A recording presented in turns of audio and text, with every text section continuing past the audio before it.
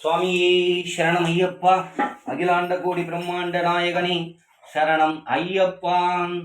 இன்னைக்கு கடவுளை பற்றி தாங்க பேச போகிறேன். என்ன பேச போகிறேன்னு பார்த்தீங்கன்னா, நம்ம எல்லாம் ஒரு கோயிலுக்கு போகிறோம். ஒரு சிவன் கோயிலுக்கோ, பெருமாள் கோயிலுக்கோ, முருகர் கோயிலுக்கோ, விநாயகர் கோயிலுக்கோ, ஐயப்பன் கோயிலுக்கோ போகிறோம்.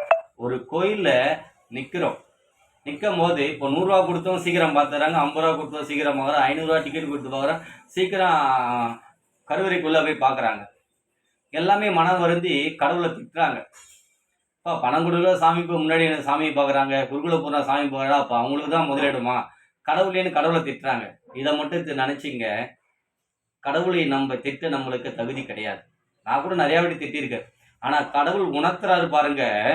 என்ன உணர்த்துறாருன்னா, மகனே நீ லைனில் நின்று 4 மணி நேரம் 3 மணி நேரம் என்னை நின்று பார்க்குற பாருடா, உன்னை நான் பார்த்து கொண்டிருக்கேன். ஆனால் 50 ரூபா 500 ரூபா 100 ரூபா கொடுத்து லைனில் பார்க்குறான் பாரு, அவன் என்ன பார்க்குறான், நான் உன்னை பார்த்து கொண்டு இருக்கிறேன்டா, உன்னை அருளை பாலிக்கிறேன்டா. கடவுள் எப்படி உணர்த்துறாரு பாருங்க.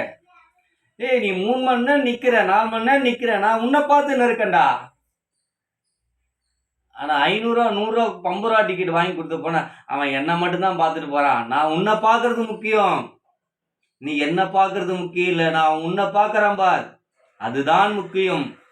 இறைவன் பாடத்தை உணர்த்துறா. எல்லாருமே இதை நீங்கள் நினச்சிங்க.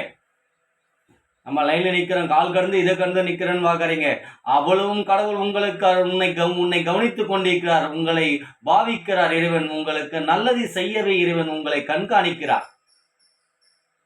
சுவாமியே சரணம் ஐயப்பா. அகிலாண்ட கோடி பிரம்மாண்ட நாயகனே சரணம் ஐயப்பா. குரு பிரம்மா குரு விஷ்ணு குருதேவாய போற்றி.